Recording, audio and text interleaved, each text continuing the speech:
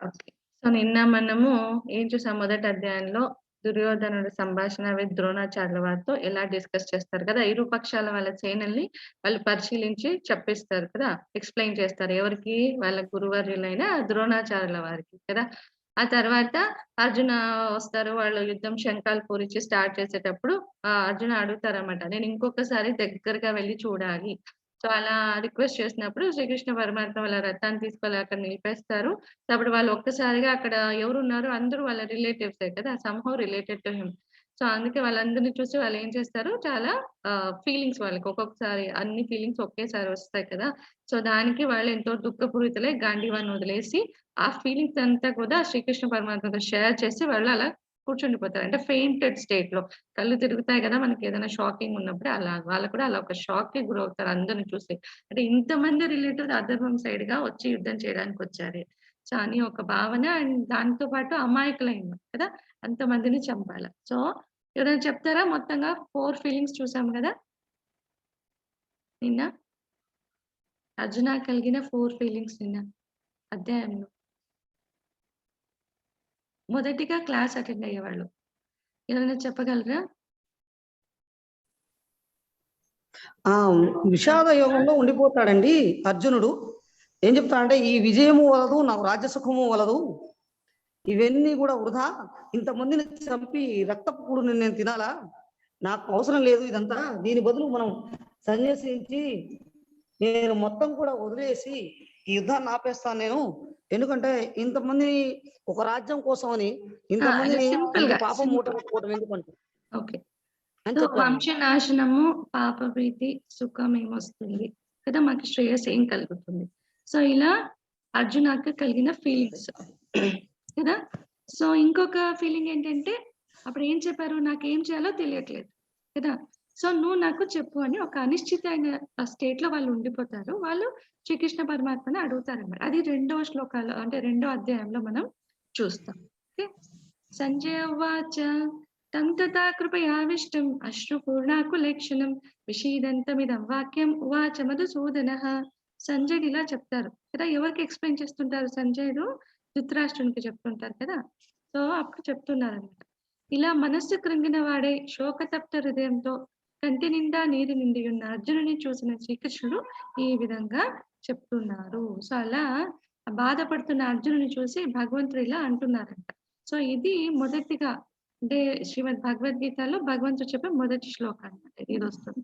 శ్రీ భగవాన్ ఉవాచ కుతస్త్వా కష్మలమిదం విషమే సముపస్థితం అనాథజుష్టమస్వర్గం అకీర్తింకరమర్జున. శ్రీ భగవానుడు పలికిన ఇట్లా నేను. ఓ అర్జున, ఇలాంటి క్లిష్ట సమయంలో ఈ పాడు బుద్ధి నీకెందుకు పుట్టింది? ఇది గౌరవనీయ వ్యక్తికి తగదు. ఇది ఉన్నత లోకాలకు దారి తీయకపోగా అపకీర్తి పాలు చేస్తుంది. సో, అది చాలా టఫ్ సిట్యుయేషన్ కదా! యుద్ధం చేయాలి అందరూ అసెంబుల్ అయ్యారు. తీరా అసెంబుల్ అయ్యాక నువ్వు మిడిల్‌లో వచ్చి చూస్తా అన్నావు. నేను చూయించాను. ఇప్పుడేంటి నువ్వు సడెన్‌గా ఇలా మాట్లాడుతున్నావు? యుద్ధం చేయడానికి ఏంటంటే క్షత్రియుల ధర్మం ఏంటి? వాళ్ళ ప్రజల్ని కాపాడడం కదా! వాళ్ళు యుద్ధం చేయడం కదా! కాపాడడానికి డెఫినిట్‌గా వాళ్ళు యుద్ధం చేయాల్సుంటుంది. అలాంటి క్షత్రియ ధర్మాన్ని నువ్వు చేయనంటున్నావేమి? అని అడుగుతున్నారనమాట. ఇదేంటంటే భగవంతుడు చెప్తారు, వాళ్ళేమంటారు, "ఈ యుద్ధం చేసే కన్నా నేను వాళ్ళు మరణించినా ఓకే. లేకపోతే ఈ యుద్ధం ఎందుకు చేయాలా? వదిలేయొచ్చు కదా! యుద్ధం చేయకుండా" అని అర్జున ఫీల్ అవుతారు కదా! సో, అప్పుడు భగవంతుడు అంటారు, "ఓకే. నీకు కరుణ కలిగింది. కానీ లోకంలో అర్థం చేసుకుంటారా అలా? నువ్వు వాళ్ళ సైన్యం చూసి భయపడి పారిపోయావనుకుంటారు కదా! అంతనే అనుకుంటారు. ఎందుకంటే వాళ్ళ సైన్యం ఎక్కువ. పాండవుల సైన్యం చాలా తక్కువ. సో, నువ్వు వాళ్ళని చూసి వాళ్ళ సైన్యం చూసి నీ యుద్ధం చేయలేక వెళ్ళిపోతారంట. నీ వంటి శూరునికి ఇది తగదు అని భగవంతుడు చెప్తారంట. అందుకే అంటున్నారు నీ వంటి గౌరవనీయమైన వ్యక్తికి ఇది తగదు. అంటే వాళ్ళకి ఎంతో గౌరవం కదా! వాళ్ళెంతో పరాక్రమవంతులు. సో, నువ్వు ఈ సిట్యుయేషన్‌లో ఇలాంటి డెసిషన్ అనేది నీకు కరెక్ట్ కాదు. ఇది ఉన్నత లోకాలకు దారి తీయకపోగా అపకీర్తి పాలు చేస్తుంది. అంటే వాళ్ళేమంటారు వాళ్ళ ఫీలింగ్ వేరే కదా! కరుణ భావంతో వాళ్ళు ఇలా అంతా మాట్లాడతారు. ఎవరు? అర్జున. భగవంతుడు చెప్తారు, "ఓకే. ఫైన్. నీకు కరుణ ఉంది మాట్లాడుతున్నావు. బట్ నీ క్షత్రియ ధర్మం నువ్వు వదిలేస్తే అది ఉన్నత లోకాలకు దారి తీయకపోగా నీకింకా అపకీర్తి పాలు చేస్తుంది." అంటే కౌరవ సైన్యాన్ని చూసి భయపడి వెళ్ళిపోయాడనే ఒక ఇది వస్తుంది. అందుకే అపకీర్తి వస్తుంది తప్ప నీకిదేమీ రాదు. అందుకే ఎందుకు నీకిలాంటి ఆలోచన వచ్చింది? నీకు ఇలాంటి ఆలోచన తగదు అని భగవంతుడు అర్జునుడితో చెప్తున్నాడు. అర్జున ఉవాచ కథం భీష్మమహం సంఖ్యే ద్రోణం చ మధుసూదన యశుభిప్రతియోచ్చామి పూజార్హ వరిసూదన. అర్జునుడు చెప్తున్నారన్నమాట, ఓ శత్రు సంహార, ఓ మధుసూదన, పూజార్హులైన భీష్మ ద్రోణాదులను బాణాలతో నేను ఎలా కొట్టగలను? ఇప్పుడు భగవంతుడు చెప్పారు కదా మొత్తంగా, సో నువ్వు ఎందుకు ఇలా మాట్లాడుతున్నావు? క్షత్రియ ధర్మం యుద్ధం చేయడము అది నువ్వు తప్పించుకుని సాధ్యం కాదు, అది నీకు తగదు అని చెప్పినారు కదా. సో అప్పుడు దానికి అర్జున అంటున్నారు, ఓ మధుసూదన, అంటే మధు అనే రాక్షసుని సంహరించినందువల్ల భగవంతుని మధుసూదన అని సంబోధిస్తున్నారు ఎవరు? అర్జున. సో పూజార్హులైన భీష్మ ద్రోణాదులను బాణాలతో నేను ఎలా కొట్టగలను అంటే, ఇక్కడ అగైన్ నేను అనే భావన చాలా స్పష్టంగా తెలుస్తుంది. సో అక్కడ భీష్మ పితామహులు ఉన్నారు, ద్రోణాచార్య అంటే వాళ్ళ గురువర్యులు ఉన్నారు. సో వీళ్ళందరూ నేను ఎంతో రెస్పెక్ట్ ఇస్తాను, గౌరవిస్తాను. సో వాళ్ళని నేను ఎలా నా బాణాలతో ఎక్కువ పెట్టగలను నేను? సో అది నా వల్ల కాదు అని అర్జున మళ్ళీ తిరిగి వాళ్ళ ఫీలింగ్ చెప్తున్నారు. సో కార్పణ్య దోషోపైత స్వభావః పృచ్ఛామి త్వాం ధర్మ సమ్మూఢచేతాః యశ్చయసా నిశ్చితం బ్రూహి తన్మే శిష్యస్తేహం షాదిమాం త్వాం ప్రపన్నం. మమకారం అనే దోషం కారణంగా నేనిప్పుడు నా కర్తవ్యం విషయంలో మోహము చెంది శాంతిని కోల్పోయాను. నిజంగా ఏది శ్రేయస్కరమో చెప్పమని అడుగుచున్నాను. నేను నీ శిష్యుడను మరియు నీకు శరణాగతులను, దయచేసి నాకు ఉపదేశించుము. సో ఒక్కసారి అలా భగవంతుడు మందలించగానే అర్జునకు తెలిసిపోయింది, అంటే నేను మమకారంలో పడిపోయాను. సో అందుకే అర్జున దాన్ని యాక్సెప్ట్ చేసి శ్రీకృష్ణ పరమాత్మకి శరణాగతి వేడతారనమాట. ఎలా చెప్తారంటే ఇలా దీంట్లో అదే చెప్పారు, అంటే ఈ మమకార దోషం కారణంగా నా కర్తవ్యం ఏంటి, నా డ్యూటీ ఏంటి, ఇప్పుడు ప్రెజెంట్ గా నేను ఏం చేయాలనేది నేను డిసైడ్ చేసుకోలేని స్టేట్ కి వెళ్ళిపోయాను అనమాట. సో ఇప్పుడు నాకు తెలియదు ఏం చేయాలో. సో నువ్వు నా గురువు అని నేను నీకు శరణాగతి అయ్యాను. సో నాకు సజెస్ట్ చేయి, ఏం చేయాలో నాకు దయచేసి నాకు కరెక్ట్ వే చూపించండి అని శ్రీకృష్ణ పరమాత్మనికి వాళ్ళు ఇలా మోకాళ్ళ మీద ఉండి వాళ్ళకి నమస్కారం చేసి వాళ్ళకి శరణాగతి వేడతారంటే వాళ్ళని గురువుగా స్వీకరిస్తారు. ఇంతవరకు చూస్తే మనము శ్రీకృష్ణ పరమాత్మ అర్జునకు బెస్ట్ ఫ్రెండ్ కదా, సఖ.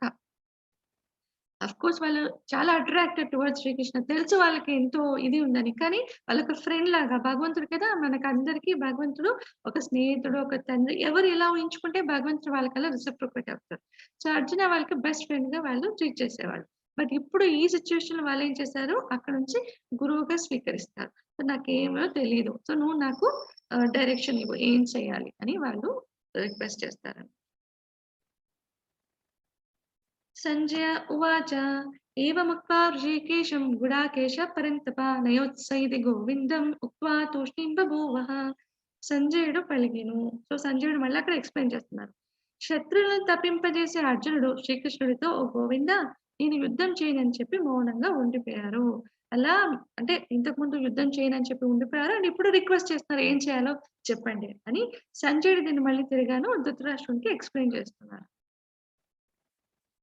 శ్రీ భగవాన్ ఉవాచ అశోచ్యానన్వశోచస్త్వం ప్రజ్ఞావాదాంశ్చ భాషసే గతాసు న గతాసుంశ్చ నానుశోచంతి పండితాః. శ్రీ భగవానుడు పలికెను, నీవు పాండిత్యంతో కూడిన మాటలు మాట్లాడుతున్నావు, కానీ దుఃఖింపకూడని దానికోసం దుఃఖిస్తున్నావు. వివేకవంతులు చనిపోయిన వారి గురించి కానీ బ్రతికున్న వారి గురించి కానీ దుఃఖింపరు. సో అర్జున అంటే కూడా సామాన్య వ్యక్తి కాదు కదా, వాళ్ళు ఎంతో విద్యను అభ్యసించుంటారు, ఎంతో పాండిత్యాన్ని వాళ్ళు సంపాదించారు. సో నీకు అన్నీ తెలుసు, పరాక్రమవంతుడివి, అయినా కూడా దుఃఖింపదాని కోసం నువ్వు ఇప్పుడు దుఃఖించి మళ్ళీ శరణాగతి వేయడం, మళ్ళీ మంచి మాటలతో నన్ను శరణాగతి వేడి నన్ను అడుగుతున్నావు కదా, ఏం చేయాలో సజెస్ట్ చేయమని, నన్ను కరెక్ట్ డైరెక్షన్ లో తీసుకువెళ్ళమని ఆ శ్రీకృష్ణ పరమాత్మని మళ్ళీ రిక్వెస్ట్ చేస్తారు, శరణాగతి వేడతారు. అందుకే భగవంతుడు అంటున్నారు, పాండిత్యంతో మాట్లాడుతున్నావు కానీ దుఃఖింపదాని కోసం నువ్వు దుఃఖిస్తున్నావు. సో వివేకవంతులు అంటే బుద్ధిమంతులు, తెలివి కల వాళ్ళు, అంటే వాళ్ళు చనిపోయిన వారి గురించి కానీ బ్రతుకున్న వాళ్ళ గురించి కానీ దుఃఖింపరు. సో ఎందుకు దుఃఖింపరు అది ముందు చూస్తాం. నత్వేవాహం జాతునాసం నత్వం నేమే జనాధిప నచైవ భవిష్యామః సర్వే వయమతః పరం. నేను గాని నీవు కానీ ఈ రాజులందరూ కానీ లేని సమయం లేదు, ఇక ముందు కూడా మనం ఉండకుండా ఉండము. ఇప్పుడు అర్జున ఎందుకు బాధపడుతున్నారు, వాళ్ళని నేను వాళ్ళందరినీ సంహరిస్తానే, వాళ్ళందరినీ చంపి రాజ్యం మాకెందుకు, అంటే నేను వాళ్ళని బేసికల్ గా అందరిని సంహరిస్తాను, మేము అంటే పాండవ సైన్యం వాళ్ళని సంహరిస్తాం కదా, అందులో మా గురువర్లు ఉన్నారు, ద్రోణాచార్య వాళ్ళు ఉన్నారు కదా. సో అందుకే ఆయన చాలా బాధపడ్డారు. భగవంతుడు చెప్తున్నారు, నేను కానీ నీవు కానీ ఈ రాజులందరూ కూడా ఇక్కడైతే ఎవరెవరు అసెంబ్ల్ అయ్యారో వాళ్ళందరూ కూడా లేని టైం అంటూ లేదు, ఎప్పటికీ వాళ్ళు ఉండనే ఉన్నారు. అని భగవంతుడు చెప్తున్నారన్నమాట. అది ఎలా చూస్తే దేహినోస్మిన్ యదా దేహే కౌమారం యవ్వనం జరా యదా దేహాంతర ప్రాప్తి ధీరస్తత్ర న ముహ్యతే. దేహధారి ఈ దేహంలో బాల్యము నుండి యవ్వనానికి, దాని నుండి ముసలితనానికి క్రమముగా సాగిపోతుందో అదే విధముగా మరణ సమయంలో జీవాత్మ మరి ఒక దేహంలోనికి ప్రవేశిస్తుంది. వివేకవంతులు ఈ విషయమున ఆందోళన పడరు.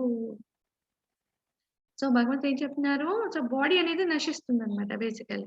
అది ఏం చెప్తున్నారంటే ఈ దేహం మనకి ఏదైతే బాడీ తీసుకుంటామో అది ఏమవుతుంది? మార్పుకు గురవుతుంది కదా! ఈ మెటీరియల్ వరల్డ్, ఈ భౌతిక ప్రపంచంలో మార్పనేది చాలా సహజం. మార్పు ప్రతి ఒక్క దాంట్లో కనిపిస్తుంది. సో మనం కూడా ఈ భౌతిక ప్రపంచంలో జన్మ తీసుకున్న దానికి మన బాడీ కూడా మార్పుకు లోనవుతుంది. అలాగా పుట్టిన పిల్లవాడు అలానే ఉంటారా? అంతే కదా! అట్లా ఉండే టైమ్ పాస్ ఆన్ అయ్యే కొద్దీ వాళ్ళు పెరుగుతూ ఉంటారు. లైక్ ఇక్కడ ఫోటో ఫ్రేమ్‌లో చూపించినట్టు ఫస్ట్ చిన్న పిల్లవాడిగా ఉంటారు. తర్వాత ఒక యంగ్ ఏజ్, తర్వాత ఫ్యామిలీ లైఫ్, మిడిల్ ఏజ్‌కొస్తారు. తర్వాత ఓల్డ్ ఏజ్‌కొస్తారు. ఆ తర్వాత ఏమవుతుంది? మరణం సంభవిస్తుంది కదా! బాడీకి మరణం సంభవిస్తుంది. కానీ సోల్‌కి కాదు. అదే చెప్తారనమాట.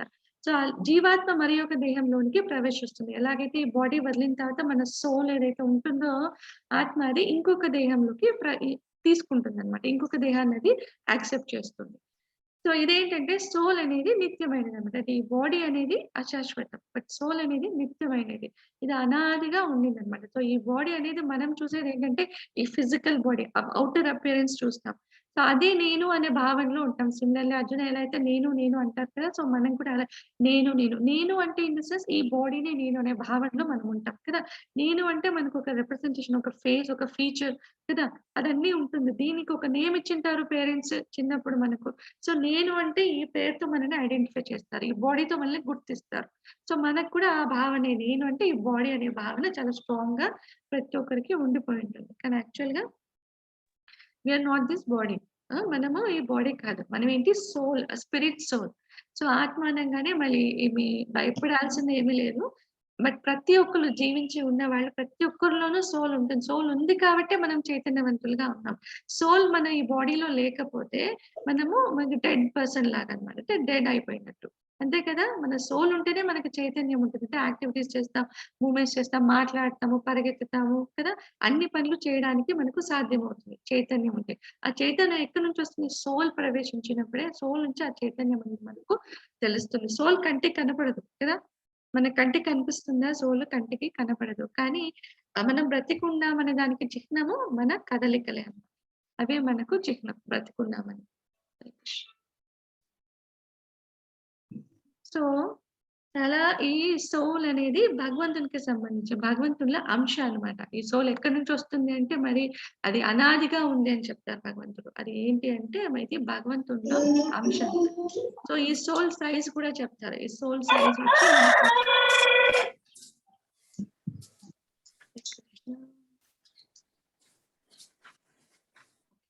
మ్యూట్ చేశాను. మరి అన్‌మ్యూట్ చేయకండి. ఏమైనా డౌట్ ఉంటే హ్యాండ్ రైజ్ చేయండి. Hare Krishna. So, soul size ఎంత ఉంటుందంటే మన వెంట్రుక ఉంటుంది కదా! టిప్ దాని చివరన 10,000 సార్లు డివైడ్ చేస్తే సో, ఆ 10,000 సార్లు డివైడ్ చేసిన ఒక్క వంతు 1 పార్ట్ ఏదైతే వస్తుందో అది సైజ్ ఆఫ్ ద సోల్‌గా చెప్తారు. అంటే బేసికల్లీ కంటికి కనపడదు. సూక్ష్మమైనదన్నమాట. మనకి కనపడదు. మనకు ఒక్క హెయిర్ కనపడడమే కష్టం. కదా! ఇలా పెట్టి ఒక్క హెయిర్ తీసి చూడమంటేనే మన ఐస్‌కి అంత పవర్ ఉండదు కదా! చూడడం చాలా తీక్షణంగా చూస్తే గాని కనపడదు ఇలా డిస్టెన్స్‌లో పెట్టి. కదా! అలాంటి హెయిర్ ఒక చివర్లో ఉన్న భాగాన్ని 10,000 సార్లు డివైడ్ చేస్తే దాంట్లో ఒక్క పార్ట్ ఎంతైతే ఉంటుందో అది మన సోల్ యొక్క సైజ్ అని. సో, అందుకే అది కనపడదు. బట్ అది ఉంది అనే చిహ్నం ఏంటంటే మన మూవ్‌మెంట్ కదలికలు దానికి చిహ్నం అన్నమాట. అందుకే మనం జీవించున్నాం అని చెప్తారు. అది లేకపోతే కదలికలు లేకపోతే ఏ జీవరాశి అయినా సరే మనిషి అవసరం లేదు. ఏ జీవరాశి అయినా కదలిక అనేది లేకపోతే అందరూ దాన్ని ఏమని చెప్పారు డెడ్ అంటారు. అదే కదా! తర్వాత అందుకే డెడ్ పర్సన్‌లో మనకి ఈ చైతన్యం ఉన్నందువల్ల ఏంటంటే ఆర్గన్స్ అంతా ఒక మెషిన్ లాగా రన్ అవుతుంది. ఫ్లష్ ఔట్ అవుతూ ఉంటాయి. అంటే రిజువనేట్ అవుతుంది బాడీ డైలీ. అదే రిజువనేట్ అవ్వకపోతే గనక బాడీ ఏమవుతుంది నెక్స్ట్ డే స్మెల్ ఒస్తుంది బాడీలోంచి కదా! దుర్వాసన అనేది వస్తుంది. ఇంకా 2, 3 డేస్ పోతే పురుగులు పడతాయి. మన బాడీకి ఈవెన్ యానిమల్స్ కాదు. మనది కూడా అంతనే చాలా మంది చూస్తుంటాం. ఏజ్డ్ వాళ్ళు ఉంటే అంటే వాళ్ళకు ఇక చివరి వరకు ఇంకా బెడ్ మీద బెడ్ రిడెన్ అయి ఉన్న వాళ్ళకి చూస్తే మీరు ఎవరైనా ఎక్స్‌పీరియన్స్ చేసుంటే చేసుండొచ్చునేమో. వాళ్ళకి ఎలా అంటే ఇంకా బెడ్ మీద ఉంటారు. చివరి టైం వాళ్ళకి ఎంత సఫర్ అవుతారంటే ఆ సోల్ అలానే ఉంటుందన్నమాట. వాళ్ళకి ఇంకా లాస్ట్ చీమలొస్తూ ఉంటాయి వాళ్ళ దగ్గరికి. సో వాళ్ళని ప్రొటెక్ట్ చేస్తూ ఉంటారు. ఇంకా డైలీ ఒక పర్సన్ ఉండి వాళ్ళకి అక్కడ ప్రొటెక్ట్ చేయాలి వాళ్ళ బాడీని. సో ఇలా ఉంటుంది కొందరికి. కొందరు మిడిల్‌లో వెళ్తారు. కొందరు లాస్ట్ వరకు ఉన్న వాళ్ళకి ఇలా చాలా సఫర్ అయ్యి లాస్ట్ టైమ్‌లో వెళ్తారన్నమాట. సో మనది కూడా అంతే దేహం కూడా కుళ్ళిపోతుంది. అంటే ఈ ఏదైతే ఫ్లష్ మీట్ అని ఉంటుందో అది చైతన్యం అనేది లేకపోతే ఎందుకంటే సోల్ ఉంటేనే చైతన్యం. చైతన్యం ఉంటేనే యాక్టివిటీస్ అంతా ఫ్లష్ ఔట్ అవ్వడం మనలోకి బ్యాడ్ అంతా ఫ్లష్ ఔట్ అవ్వడం అనేది జరుగుతుంది. లేకపోతే ఏది కూడా జరగదన్నమాట. So soul has lot of importance. సోలే మనల్ని డ్రైవ్ చేస్తుంది. కానీ మనం అసలు సోల్ గురించి ఎవరు పట్టించుకోరు కదా! సో మనమంతా కన్సర్న్డ్ అబౌట్ దిస్ బాడీ. బాడీని నేను అనే భావనలో మనము ఉంటామన్నమాట. సో అందుకే భగవంతుడు చెప్తున్నారు. సో ఈ సోల్ అనేది ఈ బాడీ ఎప్పుడైతే వదిలి వెళ్తుందో అది ఇంకొక బాడీ స్వీకరిస్తుంది. నిత్యంగా ఇది జరిగే ప్రాసెస్ అన్నమాట. ఈ సోల్ అనాదిగా ఉందన్నమాట. ఇది శాశ్వతమైనది. బాడీ అశాశ్వతమైనది. బాడీ వచ్చి పంచభూతాలతో ఫార్మ్ అవుతుంది. ముందు చూస్తాం శ్లోకాస్. అందుకే వివేకవంతులైన వాళ్ళు ఈ విషయం గురించి ఆందోళన పడరు. సో మొదటిగా క్లాస్ వింటున్న వాళ్ళు మనకు జీవితంలో సమస్యలంటే ఏం చెప్తాం మనము? జీవితంలో సమస్యలంటే మనం ఎలాంటి దాన్ని మనం సమస్యలుగా తీసుకుంటాము? ఎవరైనా పర్వాలేదు. ఫస్ట్ టైమ్ అటెండ్ అయ్యే వాళ్ళు చెప్పొచ్చు. మన జీవితంలో సమస్యలంటే మనం ఏమనుకుంటాము? హరే కృష్ణ. ఎవరైనా ఫస్ట్‌గా క్లాస్ వింటున్న వాళ్ళు అన్మ్యూట్ చేసుకొని చెప్పొచ్చు.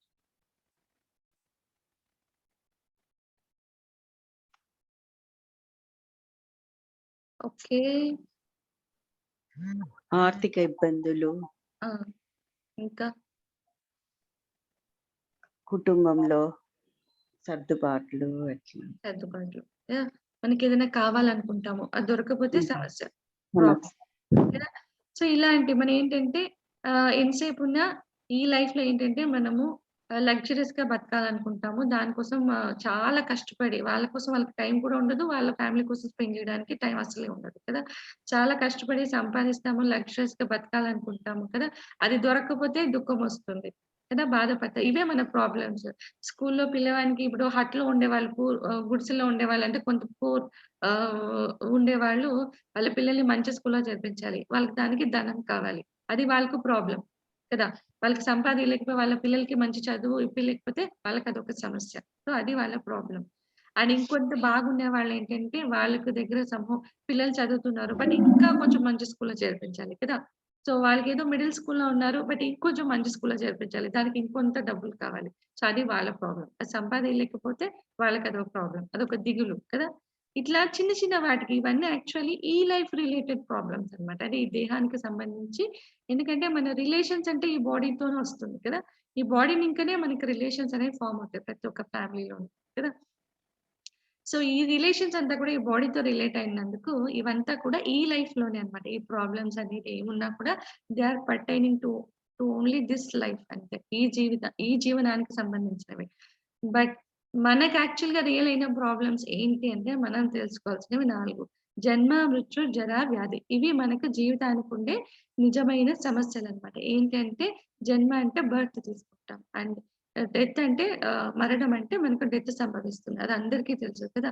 అండ్ నెక్స్ట్ జర అంటే ముసలితనం వస్తుంది అందరికి. అండ్ డిసీజెస్ వ్యాధి అంటే మనకు వ్యాధులొస్తాయంట. దీనిలో నుంచి ఎవరు తప్పించుకోలేరు. అండ్ ఇవి ప్రతి ఒక్కరికి ఇక్కడ కలిగే ప్రాబ్లమ్స్ ఉంటాయి. ఎందుకు బర్త్ ప్రాబ్లమ్ అంటే బర్త్ తీసుకుంటేనే మనకంత పెయిన్ అనేది బాడీ వస్తుంది. బాడీ ఫార్మ్ బర్త్ తీసుకున్నామంటే అర్థం ఏంటి?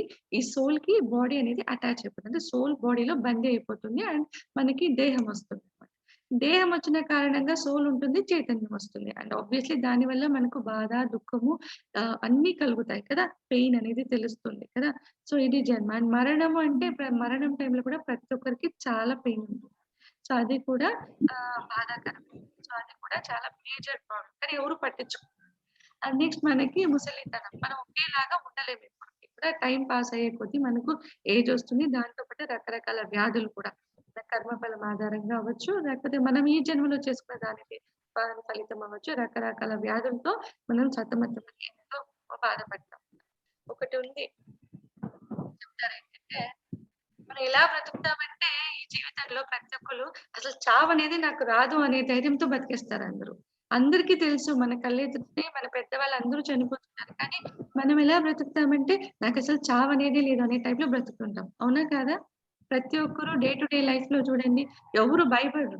ఎందుకంటే అందరికీ తెలుసు ఒకానొక టైంలో చనిపోతామని. అది ఎప్పుడనేది ఎవరికీ తెలీదు. బికాజ్ ఫ్యూచర్ ఎవరు ఎక్స్‌పెక్ట్ చేయలేరు. ఇప్పుడు నెక్స్ట్ నిమిషం ఏమవుతుందో ఎవరికీ తెలియదు. కదా! కానీ మనం ఎలా బతుకుతామంటే నేను జీవితాంతం నేను ఇలానే ఉంటాను. ఏ బాడీతోనే ఉంటాననే భావనలో మనం బ్రతికేస్తూ ఉంటామన్నమాట. దానికోసం కష్టపడి చాలా డబ్బులు సంపాదిస్తాం. బట్ ఎప్పుడైతే టైం పాస్ అవుతుందో మనకి రోగాలన్నీ వస్తాయో, ఇప్పుడు సంపాదించిన డబ్బుని మళ్ళీ అంతా వృధా చేస్తాం. అంతా అక్కడ ఖర్చుకయిపోతుంది. సో ఏది ఇక్కడ సంపాదించాం, అక్కడ ఖర్చు పెట్టాం. బట్ లాస్ట్ మనకేమొచ్చిందంటే ఏమీ రాలేదు కదా! ఆహ్, ఎంత డబ్బు పెట్టా కూడా ఆ వ్యాధి అనేది తీరదు. అండ్ దాంతో మనము మృత్యు అయ్యేటప్పుడు మనకు ఎంతో బాధని, పెయిన్‌ని అనుభవిస్తూ మనం ఈ లైఫ్‌ని వదులుతామన్నమాట. ఈ బాడీననేది మనం వదిలేస్తాం. సో, ఇలా మనము డే టు డే లైఫ్‌లో మనకి ఇలానే సాగుతుంది. అంటే మనమేంటి ఎవరో మనము బేసికల్‌గా తెలుసుకోలేకున్నాం అన్నమాట. సో, ఈ శ్లోకాలో చెప్తారేంటంటే we are not this body. We are spirit souls అనే భావన ప్రతి ఒక్కరు తీసుకోవాలి. అలా తీసుకున్నప్పుడే మనకి బాడీ కాన్షియస్‌నెస్ అనేది తగ్గుతుంది. బాడీ కాన్షియస్‌నెస్ అంటే ఈ బాడీ మీదే ధ్యాస ఉంటుంది మనకు. సో, ఈ బాడీకి సంబంధించిన రిలేషన్స్ అవ్వచ్చు, ఈ బాడీకి సంబంధించిన కేరింగ్ అవ్వచ్చు, ఏదైనా అవ్వచ్చు. సో, ఈ బాడీ నేను కాదు. So, I am the soul. పర్మనెంట్‌గా ఉండేది నేను సోల్. సో, ఈ ఈ లైఫ్‌లో ఈ బాడీ ఉంది. నాకు నెక్స్ట్ లైఫ్‌లో తెలీదు. ఏ బాడీ తీసుకుంటానో తెలీదు. మనకి 84 లక్షల జీవరాశులు ఉన్నాయి. అంటే లివింగ్ ఎంటిటీస్ ఉన్నాయన్నమాట. సో, దాంట్లో హ్యూమన్ ఒక form of living entity. Human life మానవ జన్మ అనేది దాంట్లో ఒక్కటన్నమాట. సో, అది ఉత్తమమైనదని చెప్తారు. ఎందుకు ఉత్తమమైనది అందరూ వింటారు కదా! అందరూ వినే ఉంటారు. మానవ జన్మ ఉత్తమమైనది అంటారు. ఎందుకు ఉత్తమమైనది అంటారంటే, ఈ జన్మలోనే జ్ఞానాన్ని సంపాదించుకునే ఒక అవకాశం మనకు భగవంతుడు కలిగించారు. ఇతరత్రా ఏ లివింగ్ ఎంటిటీలో కూడా మనకది సాధ్యపడదు. సో, జ్ఞానం ఎలాంటి జ్ఞానం తెచ్చుకోవాలి? మనకి లైఫ్ ఎందుకిచ్చారు? హ్యూమన్ లైఫ్ ఎందుకు మనకు లభించింది? అంటే ఆ ఉన్నతమైన లక్ష్యం ఏంటంటే, మనమంటే ఎవరో మనం తెలుసుకోవాలి. భగవంతుని తాలూకు నాలెడ్జ్ మనం తీసుకొని, భగవంతుని భక్తిలో, ప్రేమపూర్వక భక్తిలో మనం నిమగ్నమై ఈ జీవితాన్ని మనం సార్థకం చేసుకోవాలి. సార్థకం చేసుకోవాలంటే ఈ జన్మ, మృత్యు, జరా, వ్యాధి అనే ఆల్ టైమ్ ప్రాబ్లమ్స్ అన్నమాట. అందరికి దీనికి బీద, పేద బీదవాళ్ళు, రిచ్ అనే తేడా ఏమి లేదు. అందరికీ కామన్‌గా ఉండేది జన్మ, మృత్యు, జరా, వ్యాధి ప్రాబ్లమ్స్. దీనికి వీళ్ళు, వాళ్ళు అనే భేదమే లేదు. ప్రెసిడెంట్ అవ్వచ్చు, ప్రైమ్ మినిస్టర్ అవ్వచ్చు, లేకపోతే కూలి పని చేసుకునే వాళ్ళు అవ్వచ్చు. ఎవ్వరికైనా కూడా ఆఖరికి ఇతరత్ర ఏ జీవరాశికైనా కూడా ఈ 4 ప్రాబ్లమ్స్ అనేవి కాన్స్టెంట్. దీని నుంచి తప్పించుకోవాలంటే ఒక్కటే ఒక్క మార్గం అన్నమాట. అదేంటి? మనమంటే ఎవరో మనం తెలుసుకోవాలి. అండ్ భగవంతుని తాలూకు నాలెడ్జ్ మనం అర్థం చేసుకోవాలి. అండ్ ఎప్పుడైతే మనకు భగవంతుని తాలూకు ఇది వస్తుందో జ్ఞానము, ఆటోమేటిక్‌గా భక్తిలో మనం నిమగ్నం అవుతాము. అలా మనం ప్రోగ్రెస్ చేస్తూ మనం ఒకానొక స్టేజ్‌లో మనం ఈ జన్మ, మృత్యు, జరా, వ్యాధి సైకిల్‌ని బ్రేక్ చేసుకొని భగవద్ధామానికి మనం వెళ్ళగలమన్నమాట. సో, అది human life is meant for that. అందుకే human life is meant for higher purpose అంటారు. అంటే మానవ జీవితం ఒక ముఖ్య ఉద్దేశానికి ఇది నిర్దేశించబడింది. అది ఏంటంటే మనకున్న ఏవైతే కంటిన్యూయస్ ప్రాబ్లమ్స్ ఉన్నాయో, ఎన్నెన్నో జన్మలు ఎత్తుకో ఉంటాం. ఎందుకంటే మనం కూడా అనాదిగా ఉన్నాం. నేను ఈ బాడీ కాదు సోల్ అన్నప్పుడు నా సోల్ అనాదిగా ఉంది. నేను ఎన్ని జన్మలు తీసుకుంటానో నాకు తెలీదు. ఆ జన్మలు మనిషి జన్మలే అవ్వాల్సిన అవసరం లేదు. ఎన్ని క్రిమికీటకాలు అవ్వచ్చు, యానిమల్స్ అవ్వచ్చు, ఓషన్ అంటే వాటర్‌లో నివసించే యానిమల్స్ లివింగ్ ఎంటిటీస్ అవ్వచ్చు. ఎన్ని తీసుకొని ఉంటామో మనం. మనకేది జ్ఞప్తికి లేదంతే. కదా! ఈ లైఫ్‌లో వచ్చాం ఇదే నేను అనే భావనలో ఉన్నాం మనం. ఎన్నెన్ని జన్మలు తీసుకుంటామో మనకి తెలియదనమాట. సో, అందుకే మనం ఈ ప్రాబ్లమ్స్‌ని ఐడెంటిఫై చేసి దీని నుంచి మనం ఎట్లా విముక్తి పొందాలి అనేది మనం తెలుసుకోవాలి. సో, దానికి బేస్ ఏంటంటే we are not this body. మేము ఈ శరీరం కాదు. మేము శరీరంలో నివసించే సోల్. అదే నేను అనే ఒక భావన రావాలని. అండ్ ఈ సోల్ ఎక్కడిది? సోల్ అంటున్నాం. ఓకే. స్పిరిట్ సోల్ అంటున్నాం. ఎక్కడి నుంచి వచ్చింది ఈ సోల్ అంటే ఇది భగవంతునిలో అంశ అన్నమాట. సో, అందుకే సైజ్ కూడా చెప్పాము. 1/10,000 part of tip of the hair అని చెప్తారు. ఇది సోల్ యొక్క సైజ్. అప్పో 2029 ప్రభుజీ హ్యాండ్ రైజ్ చేస్తారు. డౌట్ ఉందా? డౌట్ ఉంటే చాట్ బాక్స్‌లో పెట్టండి ఏమైనా.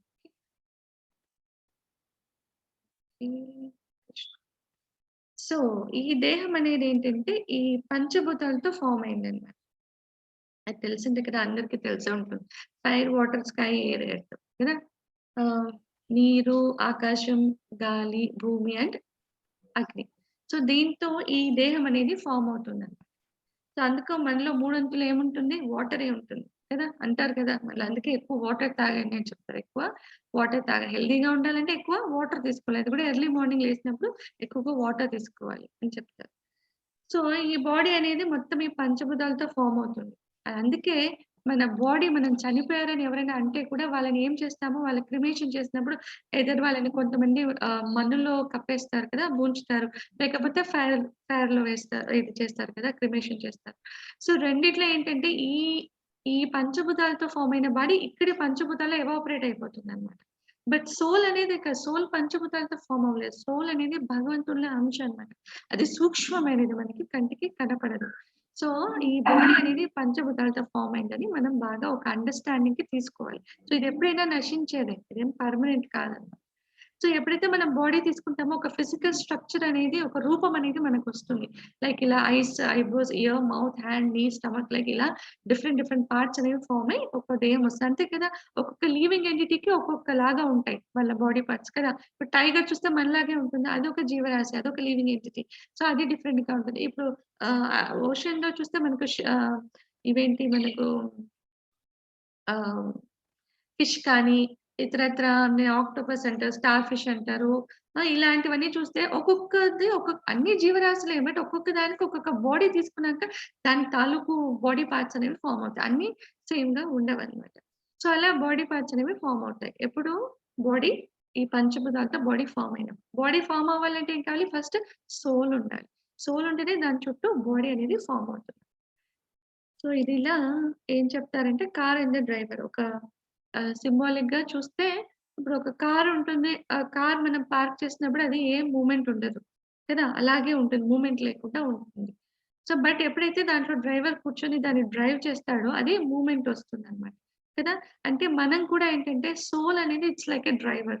అంటే అది నడిపిస్తుంది. అంటే కదా సోల్ ఉంటేనే మనకు యాక్టివిటీస్ చేయడానికైనా బ్రతికున్నామన్న దానికి చిహ్నం బేసికల్లీ సోల్ ఉంటేనే మన లోపల. కదా! సో, ఇది ఇంపార్టెంట్ చాలా. మనం బతుకున్నామంటే సోల్ కారణంగానే బతుకున్నాం. సోల్ లేకపోతే వి ఆర్ డెడ్ అండి. సో, అలా సోల్ అనేది మనల్ని డ్రైవ్ చేస్తున్నాం. ఎలాగైతే డ్రైవర్ కార్‌ని డ్రైవ్ చేసేటప్పుడు కార్ కదులుతుందో, మన సోల్ లోపల ఉండంగానే ఉన్నది కాబట్టి మనము కదులుతూ ఉంటామనమాట. అండ్ సోల్ కూడా ఎలా ఉంటుంది బాడీలో? పంజరం. పంజరం అనేది బాడీ అయితే లోపల ఉన్న ప్యారెట్ సోల్‌ని సూచిస్తుంది. అంటే ఈ బాడీ అనే ఒక కేజ్‌లో సోల్ అనేది బందీ అయిపోయిందనమాట. ఎందుకంటే అది ర్యాప్ చేసేసింది. సోల్‌ని బాడీ అనేది ర్యాప్ చేసింది. అండ్ మనం ఈ మెటీరియల్ వల్ల వచ్చిన దానికి కారణంగా సెన్స్ గ్రాటిఫికేషన్‌లో మాయ ఉంటుంది కదా! వదలదు. సో, ఈ సెన్స్ గ్రాటిఫికేషన్‌లో పడిపోయి నేనంటే ఎవరో అని ఒరిజినాలిటీ, రియాలిటీ అనేది ఎవరికీ అర్థం అవ్వట్లేదు. సో, అందుకే ఇది బాగా గుర్తుపెట్టుకోవాలి. So, we are not this body. We are spirit, souls అని గుర్తుపెట్టుకోవాలి. మాత్రా స్పర్శాస్తు కౌంతేయ శీతోష్ణ సుఖ దుఃఖదా ఆగమాపాయినో నిత్య తాన్ తితిక్షస్వ భారత. ఓ కౌంతేయ సుఖ దుఃఖాలు తాత్కాలికంగా కలగడం, కాలక్రమంలో అవి పోవడం చలికాలం, ఎండాకాలం వచ్చిపోవడం లాంటివి. అంటే సీజన్స్ లాగా అన్నమాట. సో, మెటీరియల్ వరల్డ్ ఏంటంటే, ఈ భౌతిక ప్రపంచంలో అన్ని ద్వంద్వాలని చెప్తారు. అంటే పెయిర్స్‌గా ఉంటుంది. అంటే సుఖం ఉంటే దుఃఖం ఉంటుంది, పగలుంటే రాత్రి ఉంటుంది, శాంతి ఉంటే అశాంతి కూడా ఉంటుంది. ఇలా ఏదైనా కదా పెయిర్స్ లాగా ఉంటుంది. ఒకటి తర్వాత ఒకటి కంటిన్యూయస్‌గా అవి మనకి వస్తూనే ఉంటాయి. అయి ఎలా అంటే సీజన్స్. సమ్మర్ తర్వాత మనకొస్తాయి కదా! సమ్మర్, వింటర్, ఆటమ్ కదా! ఇలా ఒకటి తర్వాత ఒకటి వస్తానే ఉంటుంది సీజన్స్. సో, అలానే మనకి భౌతిక ప్రపంచంలో ఈ సుఖదుఖాలు అనేవి కలగడం అనేవి హ్మ్. ఈ ద్వంద్వాలనేవి మనకి సీజన్స్ లాగా కూడా ఒకటి తర్వాత ఒకటి వచ్చిపోతూ ఉంటాయని చెప్తున్నారు. అందుకే దానికి మనం కలత చెందకూడదు. ఎందుకంటే ఏది పర్మనెంట్ కాదు. ఇప్పుడు దుఃఖం ఉంది. చాలా డిప్రెస్డ్‌కి వెళ్ళిపోయి చాలా మంది ఏం చేస్తారు? ఈ జీవితమే వద్దు నాకు అనుకోని ఏమేమో చేస్తుంటారు కదా! సూసైడ్‌లంట అవంట ఇవంట చేస్తుంటారు. కానీ అప్పుడు కొంత మీరు దృఢంగా, స్ట్రాంగ్‌గా నిలబడగలిగితే అది మళ్ళీ వెళ్ళిపోతే అదేం పర్మనెంట్‌గా ఉండదు. ఆ దుఃఖం అనేది పర్మనెంట్‌గా ఏది ఉండదు. తర్వాత సుఖం అనేది మళ్ళీ మీకు తారసపడుతుంది. వస్తుంది మీ జీవితంలో. సో, అందుకే ఆ దుఃఖం వచ్చినప్పుడు ఎక్కువగా డిప్రెస్ అవ్వకూడదు. అలాగే సుఖం వచ్చింది కదా! అని ఓవర్ హ్యాపీ కూడా ఫీల్ అవ్వకూడదు. ఎందుకంటే సుఖం కూడా పర్మనెంట్‌గా ఉండదు. ఎందుకంటే ఈ నేచర్ తత్వమే అదనమాట. ఒకటి ఏది కాన్స్టెంట్‌గా ఉండదు. మార్పుకు లోనవుతుంది అంటాం కదా! సో, అలాగా ఒకటి తర్వాత ఒకటి చేంజ్ అనేది ఇది చాలా కామన్. సో, అందుకే ఏది వచ్చినా కూడా we have to be in a neutral state అని చెప్తారు. అంటే దేనికి ఓవర్ రియాక్ట్ అవ్వకూడదు. దుఃఖమైనా సరే, సుఖమైనా సరే. నార్మల్ గా ఉండాలి. ఎందుకంటే ఏది కూడా మనకి పర్మనెంట్ గా ఉండదు కాబట్టి. సో, అందుకే కలత చెందకుండా వాటిని ఓర్చుకోవడం మనిషి తప్పక నేర్చుకోవాలి. సో, ఇది ప్రతి ఒక్క మనిషిను తప్పక నేర్చుకోవాల్సింది. ఇవి ఎందుకు కలుగుతాయి బేసికల్‌గా మనకి ఇలాంటి ఫీలింగ్స్ అన్నీ అంటే ఇంద్రియ అనుభూతి వలన కలుగుతాయి మనకు. 5 సెన్స్ ఆర్గన్స్ ఉంటాయి కదా! సో, సెన్సెస్ అంటే మనం చూస్తాం రైట్? చూపు eyes, ears, nose, taste and touch అంటారు. టచ్ అంటే మన స్పర్శ అన్నమాట. So, skin touch. సో, ఇవన్నీ కూడా మనకు ఫీలింగ్స్‌ని కలుగజేస్తాయి. లైక్ ఎలా అంటే ఐస్ కాన్స్టెంట్‌గా దాని ఫంక్షనింగ్ ఏంటి? చూడటం. సో, చూసినప్పుడు ఏంటంటే మనకి జనరల్‌గా ఈ లోకంలో ఎంతో అట్రాక్టివ్‌గా మనకి చాలా కనిపిస్తాయి. చూసిన తక్షణం ఏమనిపిస్తుంది? నాకది ఉంటే బావుండు అనే కోరిక ప్రబలుతుంది. సో, ఆ కోరిక వల్ల ఏంటి? ఆ డిజైర్ వల్ల మన మనసులో స్ట్రాంగ్‌గా ఉండడం వల్ల దాన్ని పొందడానికి ప్లాన్ చేస్తాం. మన బుద్ధి అనేది ప్లాన్ చేస్తుంది. సో, ప్లాన్ చేసి ఎంతో కష్టపడి, ఎంతో శ్రమ ఓర్చి దానికోసం మనీ అంతా కూడబెట్టుకొని దాన్ని కొంటాం. కొన్నప్పుడు హ్యాపీ ఫీల్ అవుతాం. బట్ ఆ హ్యాపీనెస్ అలానే ఉంటుందా? అది కొన్న రోజే హ్యాపీ ఉంటుంది. లేకపోతే ఒక 2, 3 రోజులు. ఓకే. ఫైన్. ఆ తర్వాత ఆ సంతోషం మనకుంటుందా? లేదు. ఇంకొక దాని మీద మన మనసు పరిగెడుతుంది. అంటే ఇంకొకటి మన ఐస్ ఉన్నాయి కదా! ఐస్ అందుకే అంటారు. చాలా జాగ్రత్తగా ఉండాలి మనము. సో, ఎందుకంటే చూసిందల్లా మనం వదిలేసామంటే మన సెన్సెస్‌ని ఫ్రీగా చూసిందల్లా కావాలనిపిస్తుంది మనకు కదా! సో, అలా కాదు. మనకు నియంత్రణ ఉండాలి. కంట్రోల్ ఉండాలన్నమాట. సో, బేసికల్లీ ఇంద్రియాల వల్లనే మనకివన్నీ కూడా రకరకాల ఫీలింగ్స్ అనేవి మనకు కలుగుతుంటాయి. టచ్ అవ్వచ్చు.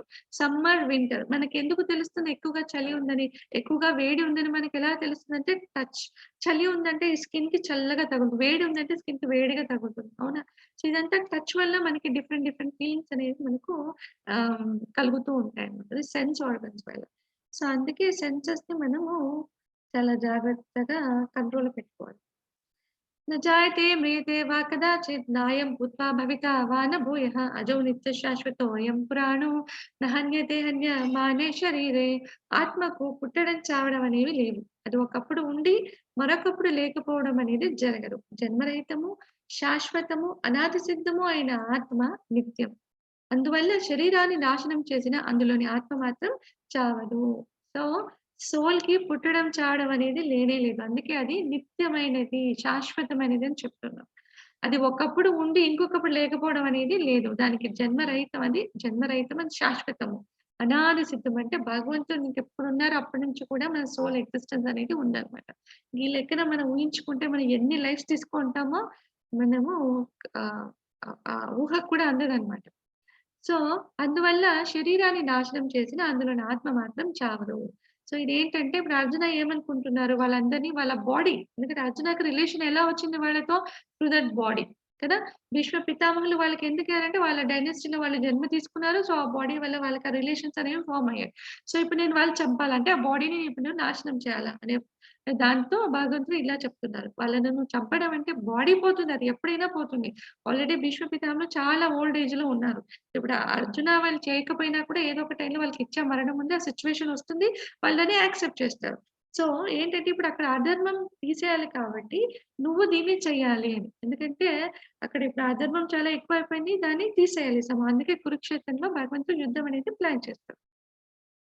అందుకే అర్జునకి చెప్తున్నారు. ఇదంతా జ్ఞానం ఇస్తున్నారు అర్జునకి. త్రూ అర్జున మనం వింటున్నాం, తెలుసుకుంటున్నాం.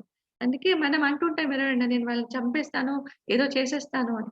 బట్ అదేంటంటే జనరల్‌గా మనం వాళ్ళని చంపాలంటే ఓన్లీ బాడీ. బాడీ ఎప్పుడైనా నశిస్తుంది. మీరు చంపినా, చంపకపోయినా బాడీ అనేది నశించే తీరుతుందన్నమాట. కానీ సోలే యాక్చువల్‌గా వాళ్ళని రిప్రజెంట్ చేస్తుందన్నమాట. ఆ సోల్ అనేది నిత్యమైనది. దాన్ని ఎవ్వరు కూడా ఏమి చేయలేరు అని భగవంతుడు చెప్తున్నారు. అందుకే అన్నారు మనందరము నేను కానీ, నీవు కానీ లేని టైం అంటూ లేదని ముందు శ్లోకాల్లో భగవంతుడు చెప్తారనమాట. అంటే మనందరం ఉండనే ఉన్నాము. ఓకే. మరి ఎందుకంటే డిఫరెంట్ బాడీలో, డిఫరెంట్ ఫార్మ్‌లో ఉన్నాం అంతే. సో, నేను మళ్ళీ ఇంకొక లైఫ్ తీసుకున్నప్పుడు ఇదే బాడీ ఉండదు. బట్ డిఫరెంట్ బాడీ తీసుకున్నా. బట్ నేనైతే ఉన్నాను. అది చెప్తున్నా.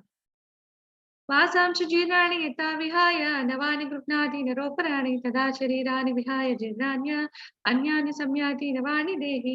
మనిషి చినిగిపోయిన పాత బట్టలు విడిచిపెట్టి కొత్త బట్టలు వేసుకున్నట్లు ఆత్మ కృషించిన శరీరాలను వదిలి కొత్త శరీరాన్ని స్వీకరించును.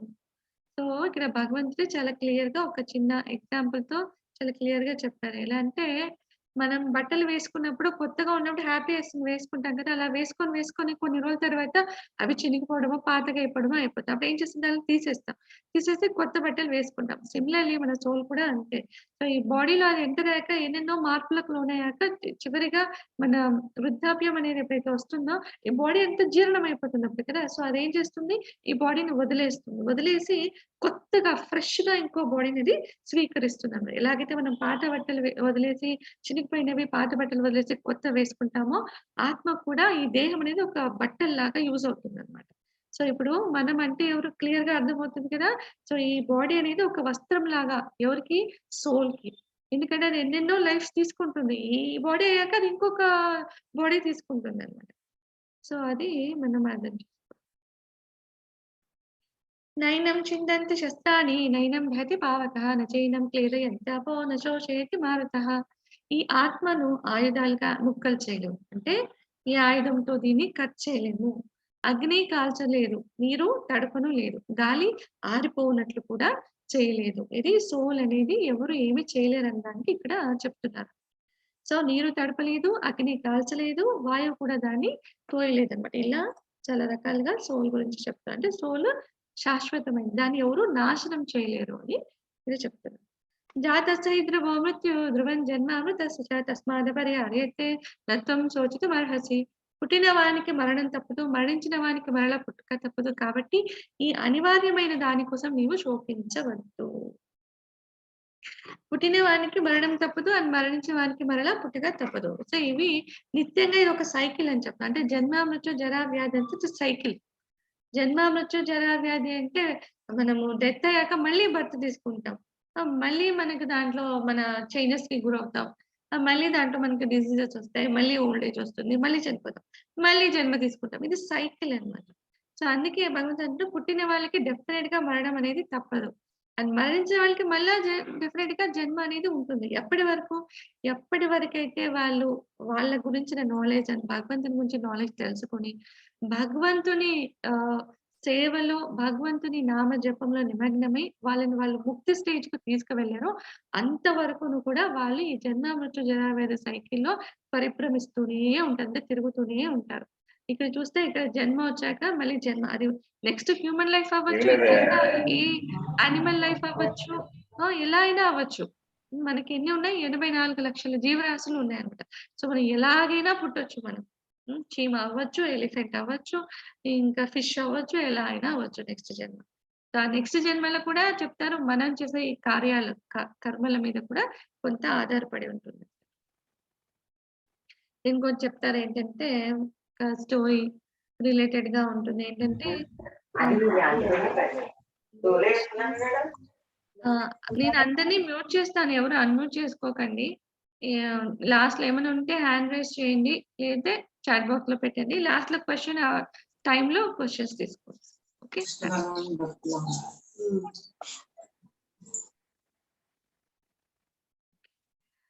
సో, ఏంటంటే ఒకసారి వీళ్ళకు యూత్ సభలో వీళ్ళకి అవమానం జరుగుతుంది కదా! ద్రౌపది అవమానం జరిగినప్పుడు వాళ్ళంతా డిస్కషన్ అంతా అయ్యాక వాళ్ళకి లాస్ట్‌గా ఏం చెప్తారో వనవాసం చెప్తారు. దాని తర్వాత 1 ఇయర్ అజ్ఞాతవాసం చెప్తారు కదా!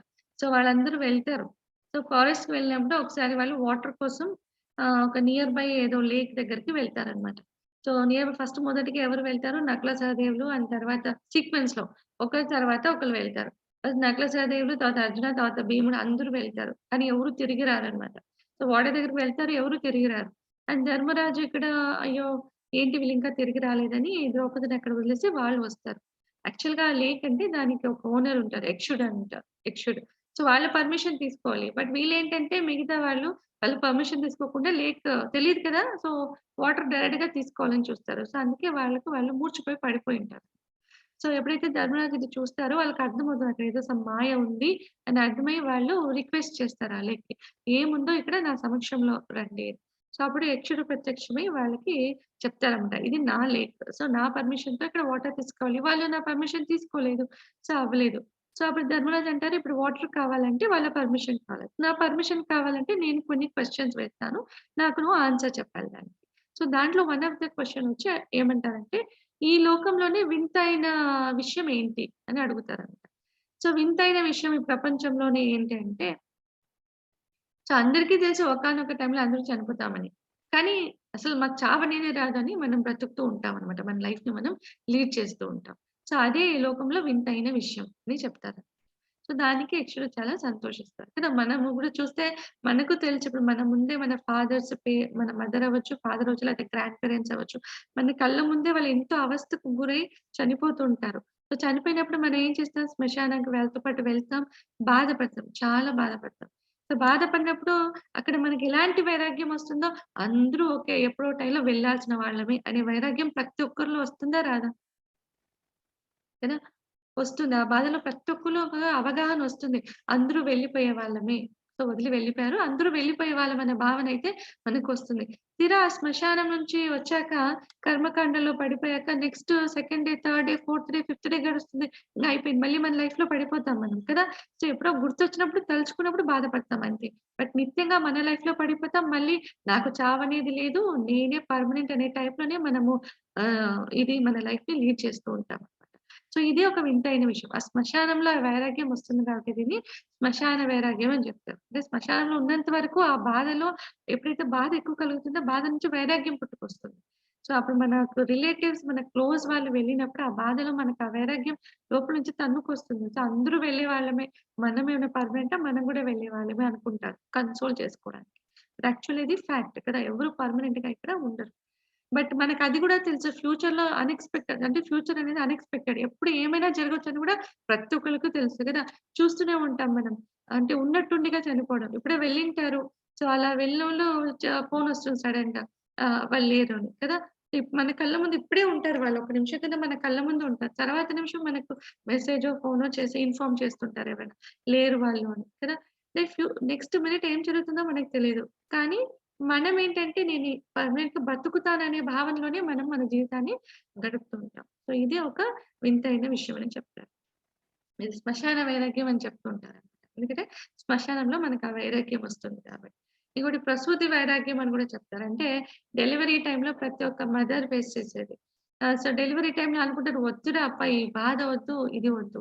ఈ పిల్లలొద్దు, ఈ బాధ వద్దు అనుకుంటారు. అంటే ఆ పెయిన్ కోర్చుకోలేక ఈ జీవితమే ఏంటి అనే ఒక వైరాగ్యం వస్తుంది. అలాగని మళ్ళీ వాళ్ళు పిల్లవాడు పుడితే అదంతా బాధ మర్చిపోతారు. మరి ఒక్కసారి భర్త అవ్వంగానే వాళ్ళని చూసి ఎంతో మురిసిపోతారు. తర్వాత ఇంకొకళ్ళుంటే బావుండనుకుంటారు. సో, ఇంకొకసారి వాళ్ళు కన్సీవ్ అవ్వడం, ఇంకోసారి ప్రెగ్నెన్సీ తీసుకోవడం. మళ్ళీ అదే డెలివరీ టైమ్‌లో అదే వైరాగ్యం. సో, ప్రసూతి వైరాగ్యం అంటారనమాట. ఇవన్నీ ఏంటంటే ఫ్యాక్ట్స్. కానీ ఏంటంటే మనం ఆ తక్షణమే ఏంటంటే మళ్ళీ మనం దాన్ని మర్చిపోతాం. సో, మనం అలా మర్చిపోకూడదనమాట.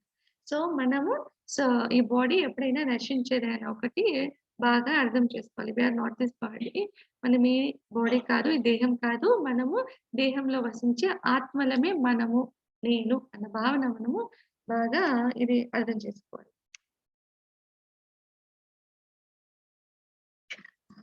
అండ్ దేహి నిత్యమవధ్యోయం దేహే సర్వస్య భారత తస్మాత్ సర్వాణి భూతాని నత్వం శోచితుమర్హసి. ఓ అర్జున!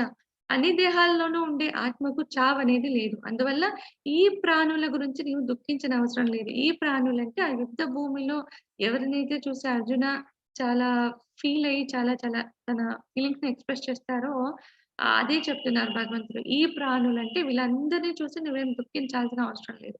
సో, ఈ వీళ్ళందరి దేహాల్లో ఉండే ఆత్మ మటుకు చావనేదే లేదు. సో, నువ్వు వాళ్ళని చంపాలా, ఇంత పాపం మూట కట్టుకోవాలా అని నువ్వు ఆ భావన నువ్వు పెట్టుకోవద్దు అని భగవంతుడు చెప్తున్నారు. Food for soul.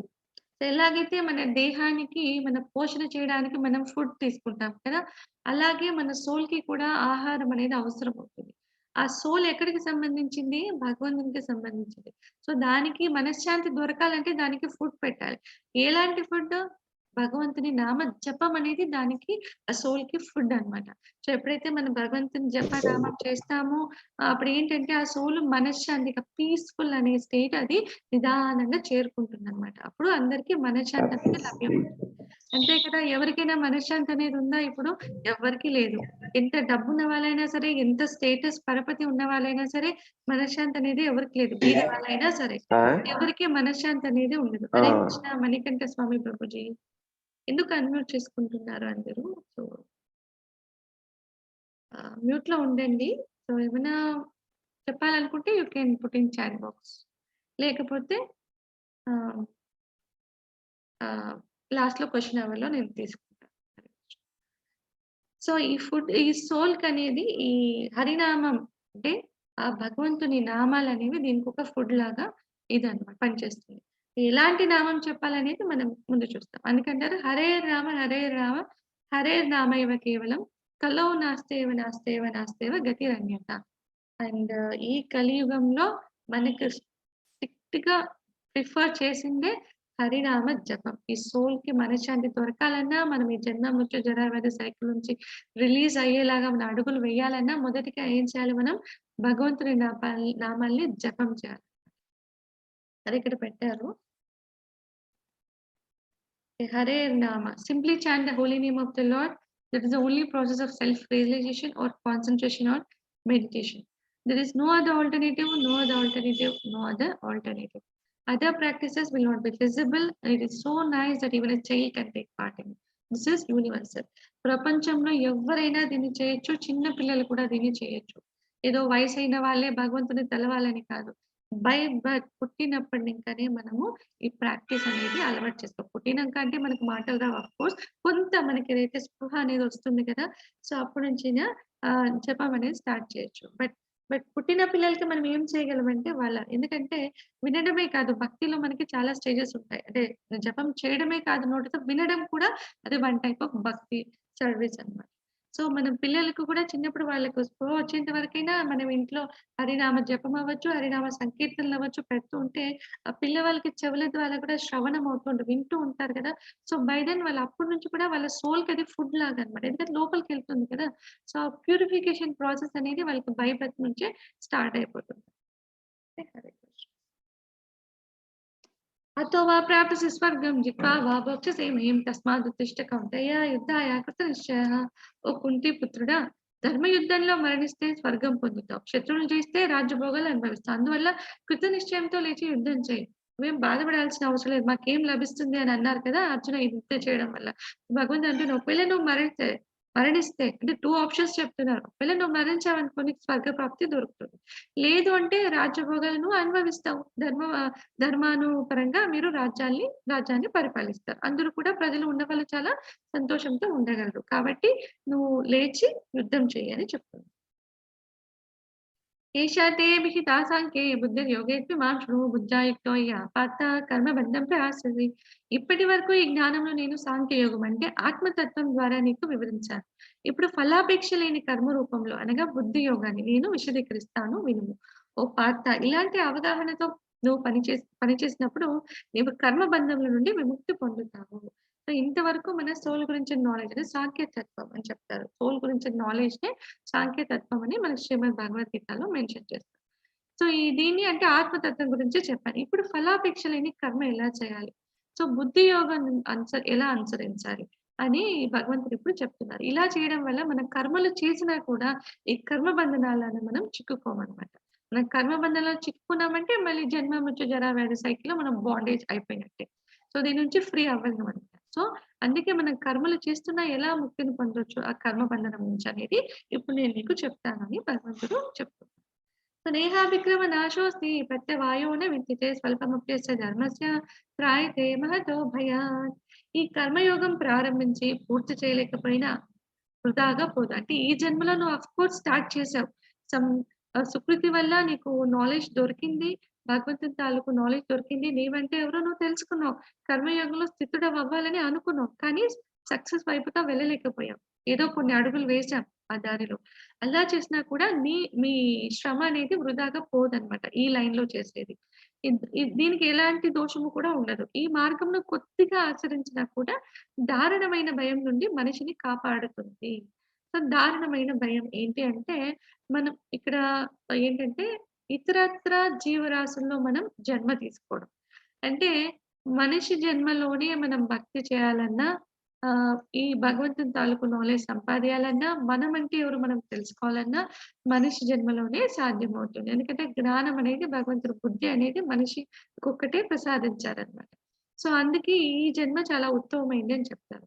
సో ఈ జన్మ నాకు దొరికింది, కొద్దిగా ఏదో చేశాను బట్ సక్సెస్ అవ్వలేదు, నేను ఓల్డ్ ఏజ్ వెళ్ళాను, మళ్ళీ నాకు చావు అనేది వచ్చేసింది. డెత్ అనేది అయిపోయింది. సో ఏంటి, సో మళ్ళీ నేను జన్మ మృత్యు జరావ్యాధి సైకిల్‌లో ఇంకా ఇరుక్కునే ఉన్నాను. ఇంకా ఫ్రీ అవ్వలేదు. సో ఏంటి, మళ్ళీ నేను ఇంకో లైఫ్ తీసుకోవాలి. ఆ లైఫ్ ఎలాంటి లైఫ్ అవ్వాలి నాకు? సో ఏదైనా క్రిమి కీటకాల జన్మ అవ్వచ్చు, యానిమల్స్ డీర్ అవ్వచ్చు, టైగర్ అవ్వచ్చు, ఫిష్ అవ్వచ్చు, ఇతరత్రా ఏదైనా కూడా ఒక ఫ్లై అవ్వచ్చు, బర్డ్ అవ్వచ్చు, మస్కిటో అవ్వచ్చు, ఫ్లై అవ్వచ్చు, యాంట్ అవ్వచ్చు, ఏదైనా అవ్వచ్చు. సో అలా నాకు ఇతరత్రా ఏదైనా అలాంటి లైఫ్ వస్తే, యానిమల్ అవ్వచ్చు, ఇన్సెక్ట్, మస్కిటోస్ లాగొస్తే నేనెలా చేయగలను? భక్తి సేవ స్టాప్ అయిపోతుంది కదా! సో, అందుకే భగవంతుడు ఏం చేస్తారు, అలాంటి దారుణమైన భయం అంటే ఇతరత్ర ఏ జీవరాశిలో గాని పడిపోకుండా మళ్ళీ మన సోల్ అనేది ఒక మనిషి జన్మ, ఒక బాడీని తీసుకునేలాగా భగవంతుడు కరుణ అనేది ఇస్తారన్నమాట.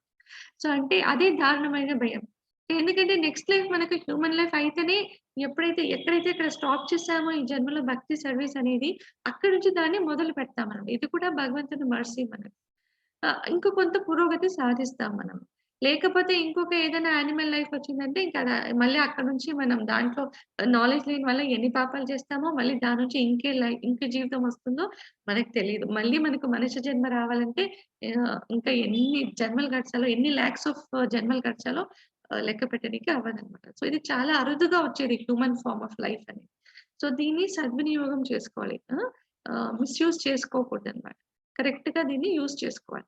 సో, అందుకే భగవంతుడు అంటున్నారు, దీంట్లో భక్తిలో అంటే ఈ కర్మయోగంలో గాని కొద్దిగా మీరు ముందుకు వెళ్ళినా కూడా నెక్స్ట్ లైఫ్ అనేది మనకు హ్యూమన్ ఫార్మ్ ఆఫ్ లైఫే భగవంతుడు ప్రసాదిస్తారని చెప్తున్నారు. అదే దారుణమైన భయం ఏంటంటే హ్యూమన్ ఫార్మ్ కాకుండా ఇతరత్రా ఏ లైఫ్‌లోనూ పడిపోవడమే దారుణమైన భయం. దీని నుంచి మనిషిని కాపాడుతుంది అని చెప్తున్నారు. అండ్ ఇంకా చెప్తారు ఏంటంటే మనం భక్తి చేసినప్పుడు ఈ జన్మలో మనం నాలెడ్జ్ అంటాం హ్యూమన్ ఫార్మ్. ఇప్పుడు ఏం చేస్తాం, అందరూ పిల్లలు పుట్టంగానే స్కూల్ పంపిస్తారు. కదా! ఎంతో నాలెడ్జ్ తీసుకుంటాం స్కూల్‌లో మనం. కదా! ఎందుకు? ఈ జీవితానికి పట్టేయనికి. ఏబీసీడీలు నేర్చుకుంటారు. తర్వాత సెంటెన్స్ నేర్చుకుంటారు. స్టోరీలు రీడ్ చేస్తారు. లెసన్స్ నేర్చుకుంటారు. ఇంకో పెద్దగా కాలేజ్ వెళ్తారు. కొంత విద్యాభ్యాసం అభ్యసించాక జాబ్‌లో వెళ్తారు. ఇదంతా ఎందుకు చేస్తాం? మనీ ఎర్న్ చేస్తారు. సో, ఈ లైఫ్‌కి మనీ ఎర్న్ చేస్తే మన పోషణ జరగాలి కాబట్టి. సో, ఇదంతా అవసరమే. కానీ ఇది టెంపరరీ. ఈ లైఫ్‌కి సంబంధించింది. సో, ఈ లైఫ్‌లో ఒకరు లాయర్ అయ్యుండొచ్చు. ఈ లైఫ్‌లో లాయర్ అయ్యుంటారు. ఏదో కొంత భక్తి చేస్తున్నారనుకుందాం. నెక్స్ట్ లైఫ్‌లో కూడా వాళ్ళు హ్యూమన్ లైఫ్ వచ్చింది. మరి ఆ లైఫ్‌లో వాళ్ళు లాయర్ అంటే ఎవరైనా ఇదే అవుతారా? వాళ్ళు లాయర్ తాలూకు నాలెడ్జ్ వాళ్ళకుంటుందా ఆ లైఫ్‌లో? ఉండదు. మళ్ళీ చిన్నప్పుడు పుట్టంగానే మళ్ళీ స్కూల్‌కి వెళ్ళాలి, ఏబీసీడీలు నేర్చుకోవాలి, స్ట్రోక్స్ నేర్చుకోవాలి. మళ్ళీ చిన్నప్పటి నుంచి వాళ్ళు విద్యను అభ్యసించాల్సిందే ఫ్రెష్‌గా. కదా! ఎందుకంటే ఏది గుర్తుండదు. కానీ భగవంతుని తాలూకు నాలెడ్జ్ అలా కాదు. సపోజ్ నేను భగవంతుని ధామం చేరాలి. నా ఒరిజినల్ ప్లేస్ ఏంటి? నేను భగవంతునిలో అంశను. ఫాలెన్ డౌన్ అయిపోయాను ఇక్కడ మెటీరియల్ వరల్డ్‌లో. మళ్ళీ అక్కడికి రీచ్ అవ్వాలి. రీచ్ అంటే జన్మ మృత్యు జరా వ్యాధి సైకిల్‌ని బ్రేక్ చేసి భగవద్ధామం చేరాలి. అలా చేరాలంటే సపోజ్ నాకు ఒక 50 అడుగులు ఉన్నాయనుకుందాం. 50 అడుగులు ఉంది. ఈ భక్తి సర్వీస్ అనుకుందాం. సో, ఈ జన్మలో నాకు సుకృతి వల్ల ఎంతో నా గురించి నాకు నాలెడ్జ్ వచ్చింది. భగవంతుని తాలూకు జ్ఞానం వచ్చింది. భక్తి చేశాను. సో, ఒక 10 అడుగులు వేశాను ఈ జీవితంలో. అంతనే సాధ్యపడింది నాకు.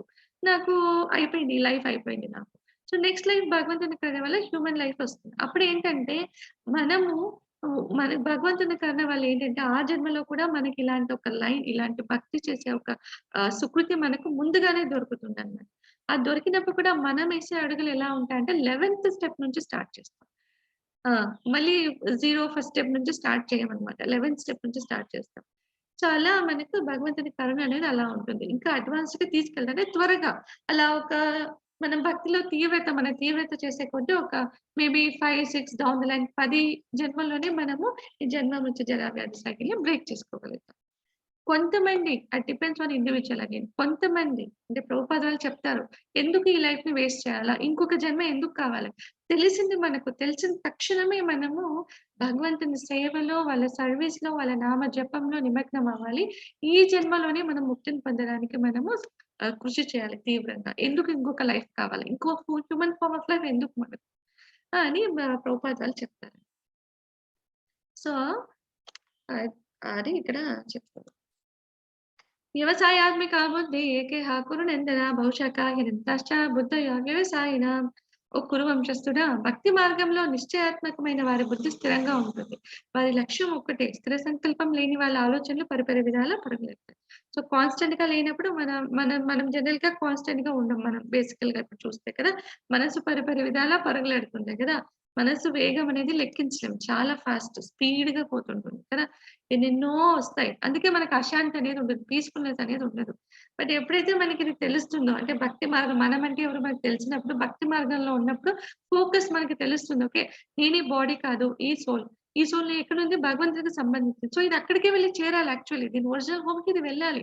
సో ఇది అక్కడికి వెళ్ళాలంటే నేనేం కృషి చేయాలి? భక్తి మార్గంలో కృషి చేయాలి. సో ఆ ఫోకస్ అనేది మనకు వచ్చినప్పుడు మన డెస్టినేషన్‌కి మనము డెఫినిట్‌గా రీచ్ అవుతామన్నమాట. అది రావాలంటే ఫస్ట్ మనకి జ్ఞానం కావాలి. నేనంటే ఎవరనే జ్ఞానం మనకు డెఫినిట్‌గా కావాలి. అది లేకపోతే మనకి ఫోకస్ పెట్టడం అనేది సాధ్యమవ్వదు. ఇక్కడ చూస్తే అర్జున వాళ్ళు విద్యాభ్యాసం నేర్చుకునేటప్పుడు వాళ్ళొక ద్రోణాచార్యులు వాళ్ళు అడుగుతారు కదా! చెట్టు మీద ప్యారెట్ చూసి దాన్ని కన్ను కొట్టమంటారు. సో అప్పుడు అందరూ ఉంటారు. అందరూ అభ్యసిస్తుంటారు. దుర్యోధన ఇతర పాండవులు అందరూ ఉంటారు. ఒక్కొక్కళ్ళు ఒక్కొక్కటి చెప్తారు వాళ్ళ గురువుగారు క్వెషన్ అడిగినప్పుడు ఏం కనపడుతుంది మీకు అని. అంటే అర్జునకి అడిగినప్పుడు కన్ను మాత్రమే కనిపిస్తుంది అని చెప్తారు. సో అలా ఫోకస్ అనేది అఫ్‌కోర్స్ అది దూరం ఉంటుంది. చెట్టు ఉంటుంది. చెట్టు బ్రాంచ్, లీవ్స్, ఫ్లవర్స్, ఫ్రూట్స్ అన్నీ ఉంటాయి. కానీ అర్జున ఫోకస్ ఆ కన్ను మీద మాత్రమే ఉంటుంది. సిమిలర్‌లీ మన ఫోకస్ కూడా మన సోల్ మీదనే ఉండాలి. Not on this body. ఈ బాడీ మీద మనం కాన్షియస్ ఫోకస్ పెట్టామంటే అంతే మళ్ళీ ఈ ఈ బాడీకి కావాల్సిన ఆనందాన్ని పొందాలని ఇలా దాని మీద మనకు పరిపరి విధాలా మనము సైడ్ యాంగిల్స్‌లో వెళ్ళిపోతూ ఉంటామన్నమాట. సో అందుకే మనము ఎప్పుడు చూస్తే ఇదొకటి గుర్తుపెట్టుకోవాలి. ఇది బాడీ కాదు and the soul. Spirit soul inside this body. So అనేది ఎప్పుడు చూసినా మన మైండ్‌లో ఇది తిరుగుతూనే ఉండాలని. ఓకే. యదా సంహరతే చాయం కూర్మో అంగానీవ సర్వశః ఇంద్రియాణీంద్రియార్థేభ్యః తస్య ప్రజ్ఞా ప్రతిష్ఠిత. తాబేలు తన అవయవాలను చిప్ప లోపలికి ఎలా ముడుచుకుంటుందో అలాగే సర్వ విధాల విషయ సుఖాల నుండి ఇంద్రియాలను మళ్లించిన వాడు స్థితప్రజ్ఞుడవుతాడు. విషయ సుఖాల నుంచి ఇంద్రియాలను మళ్లించాలి. అంటే మన ఇంద్రియాలను మనం మిస్‌యూజ్ చేసుకోకూడదనమాట. సో మిస్‌యూజ్ చేసుకోకూడదంటే ఒకటి ఏం చేయొచ్చు మనం దీన్ని లోపలిగా టర్న్ చేయొచ్చు. లోపలిగా అంటే మనకు తెలిసింది కదా! ఈ బాడీ నేను కాదు. We are the spirit soul అని.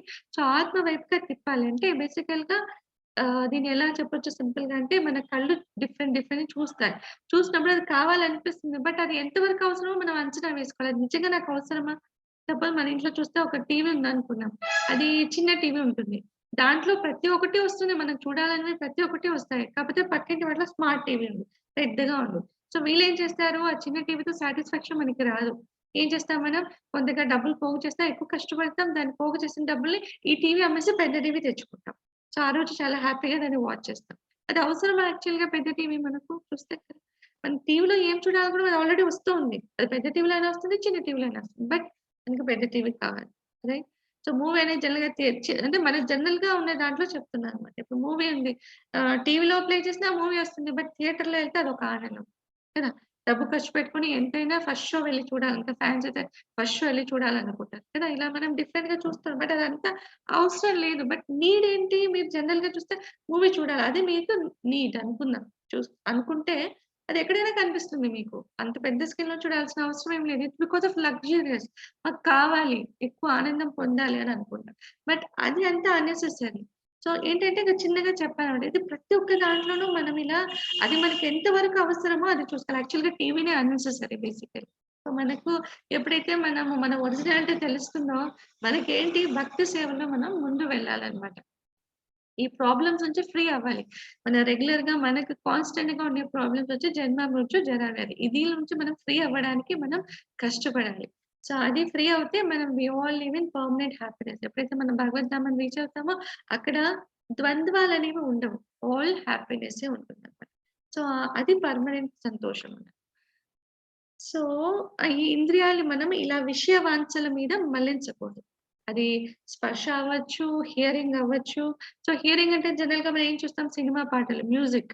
చాలా మంది అట్రాక్ట్ అవుతారు మ్యూజిక్‌కి కదా! డాన్స్ చేయాలనిపిస్తుంది. బట్ ఈవెన్ అదే మీరు హరినామ సంకీర్తన వినండి. ఇది కూడా మ్యూజిక్, ఇది కూడా బట్ హరినామ సంకీర్తన చేసేటప్పుడు అందరూ డాన్స్ చేస్తారు. చూస్తే మీరు ఇస్కాన్ టెంపుల్స్‌లో కీర్తన చేసేటప్పుడు అందరూ నృత్యం చేస్తారు. అది అసలు కొత్తగా చూసే వాళ్ళకేంటంటే ఏంటబ్బా! వీళ్ళు ఇలా డాన్స్ చేస్తారనిపిస్తది. But it's a happiness. అది వాళ్ళ లోపల నుంచి వచ్చేస్తుందది. వాళ్ళు ఫిజికల్‌గా చేయాలని కీర్తన వింటూ వాళ్ళు చేస్తున్నప్పుడు ఆటోమేటిక్‌గా బాడీ మూవ్ అవుతుంది. వద్దన్నా బాడీ మూవ్ అవుతుందన్నమాట. చాలా మన హ్యాపీనెస్ ఎప్పుడైతే మన మనసు ఆనందంతో నిండుంటుందో మనం డాన్స్ చేయాలనిపిస్తది. అవునా కదా? ఎవరికైనా సంతోషం ఎక్కువగా అయిందనుకోండి ఆనందం ఏం చేస్తారు? పాట పాడాలి, డాన్స్ చేయాలనుకుంటారు కదా! సో, అలానే భగవంతుని కీర్తన మనం ఏదైతే శ్రవణం చేస్తుంటామో, చెప్తామో, మనం పాడతామో, మన బాడీ కూడా అలా రియాక్ట్ అవుతుందనమాట. అంటే మన మనస్సు ఆనందంతో నిండిపోతుంది. సో, ఇతరత్రా సినిమా ఆ మ్యూజిక్ కాదు. భగవంతుని తాలూకు సంకీర్తన. ప్రతి ఒక్కరు కూడా అట్రాక్ట్ అవుతారు. భగవంతు తాలూకు సంకీర్తనకి, భజనకి అట్రాక్ట్ అవుతామా? అందరూ అట్రాక్ట్ అవుతారు. ఎందుకంటే మన లోపల వసించేది పరమాత్మనే కాబట్టి. మన సోల్ పరమాత్మలో అంశ కాబట్టి, మన ఆ హ్యాపీనెస్ ఎప్పుడైతే భగవంతుని గురించి వింటామో అది ఫుడ్ కదా సోల్‌కి. సో, అది ఫుడ్ తీసుకుంటుంది. So, it's so happy. అప్పుడు ఆత్మ అనేది ఎంతో సంతృప్తి చెందుతుంది. సో, అందుకే ఆనందాన్ని అది మనకు లోపల నుంచి ఇస్తుందనమాట. అదే పరమానందం అంటారు కదా! ఆ భావన మనకు కలుగుతుంది. అలా పరమానందం పొందినప్పుడే మనకు మనశ్శాంతి అనేది లభిస్తుంది. సో, అలా ఎవరైతే వాళ్ళ ఇంద్రియాలను మళ్లించుంటారో వాళ్ళు స్థితప్రజ్ఞుడు అని చెప్తారు. ధ్యాయతో విషయాన్ పుంసః సంగస్తేషూపజాయతే సంగాత్ సంజాయతే కామాత్ క్రోధోభిజాయతే. ఎప్పుడు ఇంద్రియ విషయాల గురించే ఆలోచించే వాడికి వాటి మీద ఆసక్తి బాగా పెరుగుతుంది.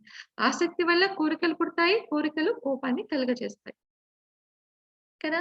ఎప్పుడు కూడా వాటి మీద ఆలోచిస్తూ ఉంటే, ఇంకా దాన్ని పొందాలి, పొందాలని కోరిక ఇంకా ఎక్కువ స్ట్రాంగ్ అవుతుంది. సో, ఎప్పుడైతే అది మనకి లభించలేదో కోపమొస్తుంది. ఆ ఫ్రస్ట్రేషన్, డిప్రెషన్. సో, ఇలా అన్ని ఫీలింగ్స్ ఒస్తాయి. ఇవన్నీ వచ్చినప్పుడు హెల్త్ పాడవుతుంది కదా! Stress, depression. స్ట్రెస్ ఒస్తుంది. ఎందుకొస్తుంది? మనము ఉన్న దాంతో సరిపెట్టుకోము మనం. బేసికల్‌గా ఏంటంటే నెసెసిటీ మనకేముంది? జీవనానికి బేసిక్ నీడ్ ఏది కావాలో అది మన దగ్గర ఉంటుంది. మనం దాన్ని సంతృప్తి చెందం. ఇంకా ఇంకా కావాలి, ఇంకా ఇంకా కావాలని మనం కష్టపడతాం కదా! ఇంకా ఉన్నతంగా బతకాలి, ఇంకా ఇంకా ఉన్నతంగా బతకాలని కష్టపడుతూ ఎన్నెన్నో టార్గెట్స్ పెట్టుకుంటాం మన లైఫ్‌లో. అది రీచ్ అవ్వలేదనుకోండి, అంత శ్రమ పడినా అది రీచ్ అవ్వకపోతే కోపం, డిప్రెషన్, ఫ్రస్ట్రేషన్. ఎవరి మీద చూపించాలో తెలీదు కదా!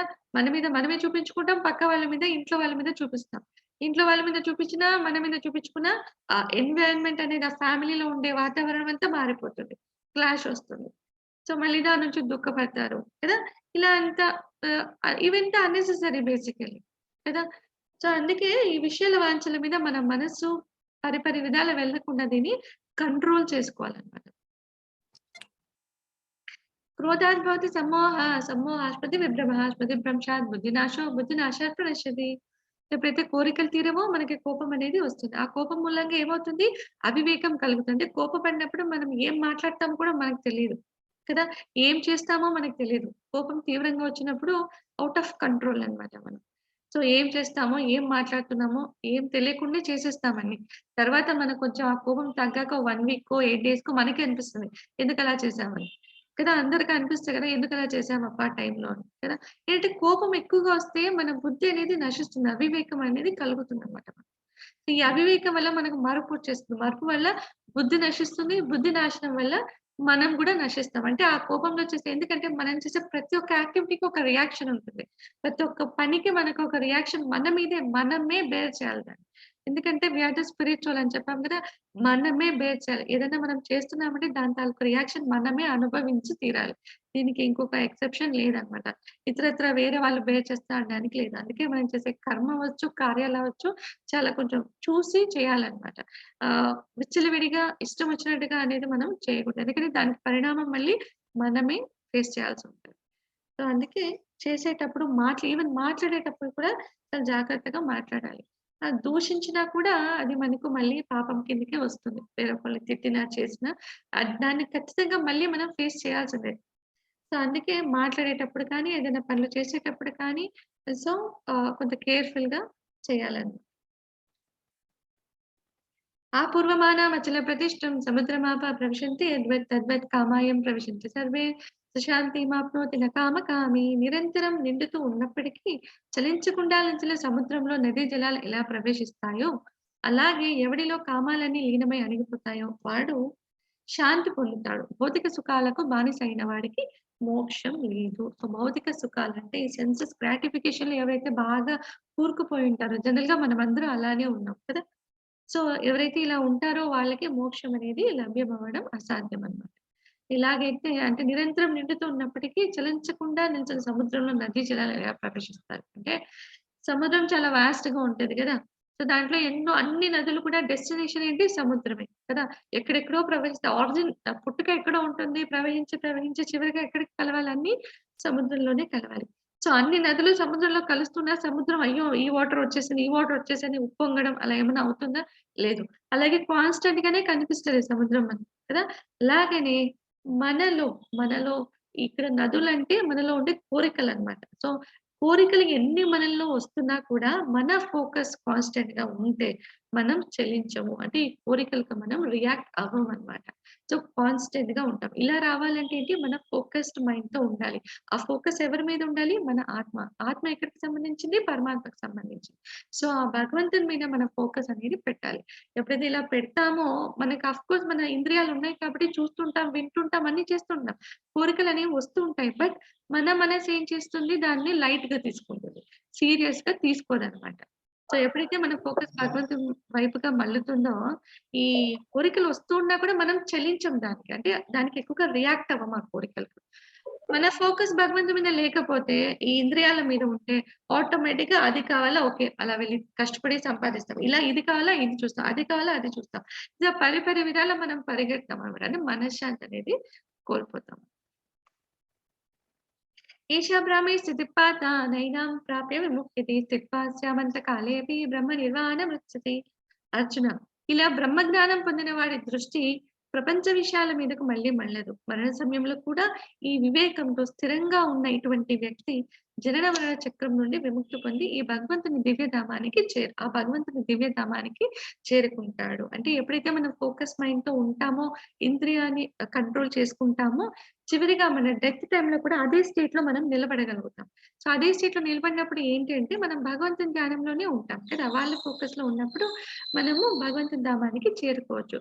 మనం చూస్తాం భగవంతుని కరుణ వల్ల ఇదొకటుందనమాట. ఏంటంటే, చనిపోయేటప్పుడు భగవంతుని ధ్యానంలో ఉంటే భగవంతుని తలిస్తే ఆ ప్రాణం పోయే ఆ మినిట్, సెకండ్‌లో మనం భగవద్ ధామానికి చేరుతాం. సో, అది భగవంతుని కరుణ అనమాట. అదొక బ్లెస్సింగ్ భగవంతుడు. కలియుగ ధర్మ. మన కలియుగానికి యాక్చువల్లీ భగవద్ధామం చేరడానికి ప్రతి యుగాల్లో ఒక యుగ ధర్మాలున్నాయన్నమాట. సో, సత్యయుగంలో ఉంటే వాళ్ళేం చేశారు? మెడిటేషన్ అంటే ధ్యానం.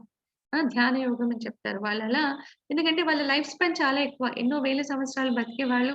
సో, చివరిగా వాళ్ళ వర్ణాశ్రమ పద్ధతులు ఫాలో చేస్తారు. సో, చివరిగా సన్యాసాశ్రమంలో వాళ్ళందరిని వదిలేసి అడవులకు వెళ్లి వాళ్ళ ధ్యాన మగ్నంలో ఉండి వాళ్ళు ఐక్యమైపోయేవాళ్ళు. సో, అది ఆ యుగానికి చెల్లిందంటే వాళ్ళకి లైఫ్ స్పాన్ గూడా ఎక్కువ. మనకిప్పుడు అది వర్కౌట్ అవ్వదు. ఎంతో కష్టంతో కూడుకున్నది, ఎంతో ప్రయాసతో కూడుకొనుంది. అండ్ ఎంతో నాలెడ్జ్‌తో కూడుకొనుంది. సో, అండ్ మనకిప్పుడు ఉండే లైఫ్ స్పాన్ చాలా తక్కువ. 70 ఇయర్స్ అంటే కూడా హార్డ్‌లీ కష్టమే ఇప్పుడు కదా! ఆన్ అన్ యావరేజ్ బతకడం కష్టం. సో, దీనికది సూటబుల్ కాదు. సో, కలియుగానికి ఏంటప్ప యుగ ధర్మం అంటే హరినామ సంకీర్తన. సో, భగవంతుడి తాలూకు నామాన్ని సంకీర్తన చేయాలన్నమాట. సో, ఎలాంటి నామం అంటే సర్వ వేద ఎన్ని మనం చూస్తే వేదాలన్నీ వెతికినా కూడా మనకు హరినామం ఎలాంటి కలియుగ దోషాన్ని కలి దోషాన్ని నిర్మూలించి, ఆ సోల్ ప్యూరిఫికేషన్‌కి దోహదపడేలాగా ఉండే మంత్రం వచ్చి హరే కృష్ణ మహామంత్రం అంట. హరే కృష్ణ, కృష్ణ కృష్ణ హరే హరే, హరే రామ, రామ రామ హరే హరే. మీరు ఆ వేదాలన్నీ తిప్పి తిప్పి చూసినా కూడా ఇది తప్ప కలియుగానికి ప్రిస్క్రైబ్ ఇంకొక మంత్రం కనిపించదు. అంటే భగవంతుని నామాలన్నీ పవిత్రమే. ఏ నామమన్నా జపించొచ్చు. బట్ టైమానుసారం అంటే కాలానికి అనుగుణంగా కలియుగంలో ఉన్నావు కాబట్టి ఈ యుగానికి, ఈ కాలానికి ఇది నిర్దేశించబడిందనమాట. సో, కలియుగంలో భగవంతుడు చెప్తారు. భగవంతుడే వాళ్ళ నామంలో వసిస్తారు. భగవంతుని నామానికి, భగవంతునికి భేదం ఉండదనమాట. సో, ఈ కలియుగ ధర్మం వచ్చి మన chanting the holy name of the lord అది హరే కృష్ణ మహామంత్రం. So take away, we are not this body, we are spirit souls, happiness and sadness comes and goes. We should surrender to Krishna. ఎలాగైతే Arjuna surrender అయ్యారో గురువుగా స్వీకరించారు కదా! So మనం కూడా Krishna పరమాత్మునికి surrender అవ్వాలి. Always chant Hare Krishna and be happy. Hare Krishna. Hare Krishna, Krishna Krishna Hare Hare, Hare Rama, Rama Rama Hare Hare. ఇది షోడశకం నామనం కలీకల్మషనాశకం నాతః ఫలితరూపాయ సర్వ విదేశు దృశ్యతే. ఇది షోడశకం నామనం అంటే ఈ హరే కృష్ణ మహామంత్రాల్లో 16 నామాలు ఉంటాయన్నమాట. ఈ నామాలకు కల్మషాన్ని నాశనం చేసే శక్తి ఉంటుంది. అండ్ కలియుగ వేదాలన్నీ వెతికినా కూడా కలియుగానికి ఇంతకన్నా ప్రిస్క్రైబ్డ్ మంత్రం లేనే లేదు అని ఇక్కడ కింది శ్లోకాల్లో చెప్తున్నారు. ఇతి షోడశకం నామనం కల్మషనాశకం నాతః ఫలితరూపాయ సర్వ వేదేషు దృశ్యతే. అదే ఇక్కడ చెప్తున్నారు. సకల వేదాలన్నీ వెతికినా కలియుగ విషపూరిత ప్రభావాలను రూపుమాపటానికి 16 పేర్లు కలిగిన ఈ హరే కృష్ణ మహామంత్ర జపము కన్నా వేరే తరుణోపాయము కానరాదు. ఇది ఎక్కడి నుంచి కోట్ చేస్తారు? కలిసంతరణ ఉపనిషత్తులో కొటేషన్ ఉందన్నమాట. హరే కృష్ణ కృష్ణ కృష్ణ హరే హరే, హరే రామ రామ రామ హరే హరే. హరే కృష్ణ. అందరి డివోటీస్ కి హరే కృష్ణ. ఏమైనా క్వశ్చన్స్ ఉంటే మనం చూస్తాం. హరే